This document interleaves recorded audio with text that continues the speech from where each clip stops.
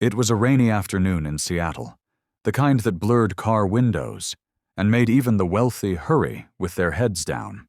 Lucas Hayes, 39, millionaire investor and founder of a successful tech startup, was seated in the back of his town car, checking emails as his driver slowed at a traffic light downtown. That's when he saw them. A woman standing under a broken bus shelter, soaked, holding an umbrella over two little girls, maybe 6 or 7, both wrapped in thin sweaters, shivering in the cold. The woman wasn't holding a sign. She wasn't asking for change. She just looked tired, worn. But then, through the rain-smeared glass, their eyes met. And Lucas froze. That face, it pulled him straight back to age 17, to a summer of laughter, scribbled love notes, and stolen kisses behind the library, to the one person who made his messy teenage years feel like magic. "Emma?" The driver noticed his sudden stillness. "Sir?" But Lucas had already opened the door. The rain hit him instantly, but he didn't care.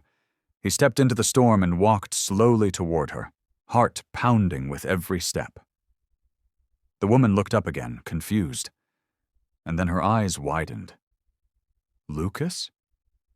He stopped, stunned. It was her. Emma Carter. His first love.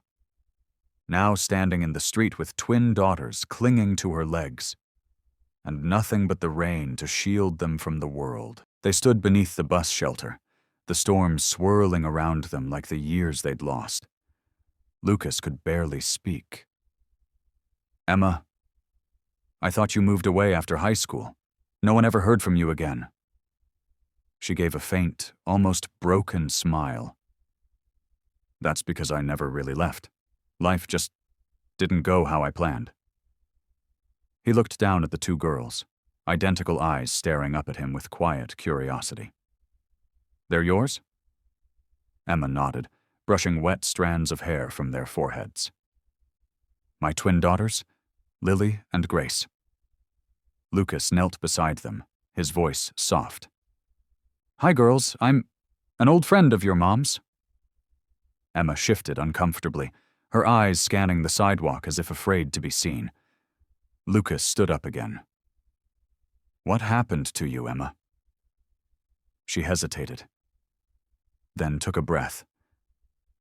"I got pregnant right after college. Their father disappeared before they were born. I worked 3 jobs trying to keep us afloat.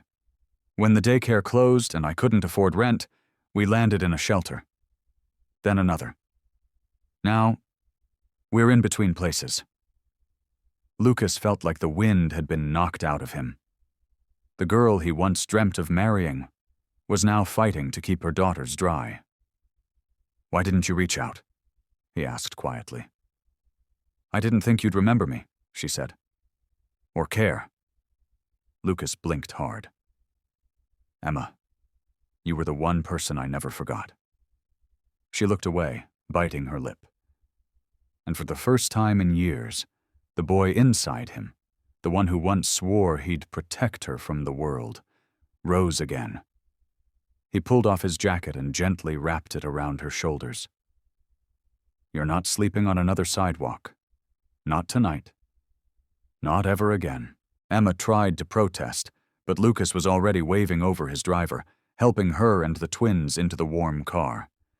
The girls sank into the plush seats, eyes wide as they held hands. Emma sat stiffly, her shoulders tense beneath his coat. "Lucas, this isn't charity," she murmured. He turned to her gently. "It's not charity. It's me, finally being there when I should have been." She looked down, ashamed. "You don't owe me anything." "Maybe not," he said softly. "But I want to give you everything anyway." That night, Lucas brought them to his penthouse, not to impress, but to give them peace. He ordered food, found pajamas for the girls, and sat on the floor as they watched cartoons on his giant TV. Emma watched from the kitchen, holding a mug of tea. "They haven't smiled like that in weeks," she said quietly. Lucas looked at her. You deserve to see them smile every day. She shook her head. This is temporary. I won't let them grow up believing the world is this kind. He stood beside her. Then let me help make it kind. The next day, Lucas took action. He found a therapist for Emma, a tutor for the girls, and a lawyer to help her apply for full housing support. But he didn't just throw money at the problem. He sat at every meeting, asked every question, walked beside her. One night, Emma looked at him and whispered, "Why are you doing this?" He smiled softly. "Because I loved you then. And somewhere deep down, I think I never stopped." 3 months later, Emma stood in front of a modest 2-bedroom house tucked in a quiet suburb, holding the keys in her trembling hand. The girls ran inside ahead of her, squealing over bunk beds and soft rugs, while Lucas stood beside her, smiling gently. "It's not a palace," he said, "but it's yours, fully paid. In your name." Emma turned to him, eyes full. "You didn't just give me a house, Lucas. You gave me back my life." He stepped closer, his voice low. "You gave me mine a long time ago. You just never knew it." 6 months later, Lily and Grace started school in fresh uniforms.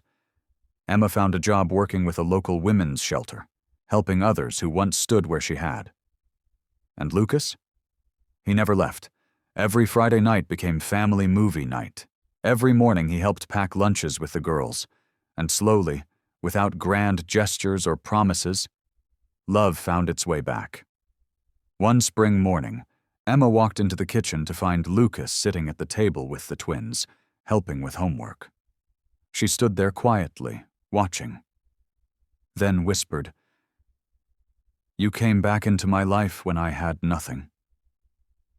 He looked up and said, "That's exactly when you needed someone to remind you you were never nothing." Emma smiled, eyes glistening. "And now?" Lucas took her hand. "Now you're everything. Because sometimes, love doesn't disappear. It simply waits, until the moment it's needed most."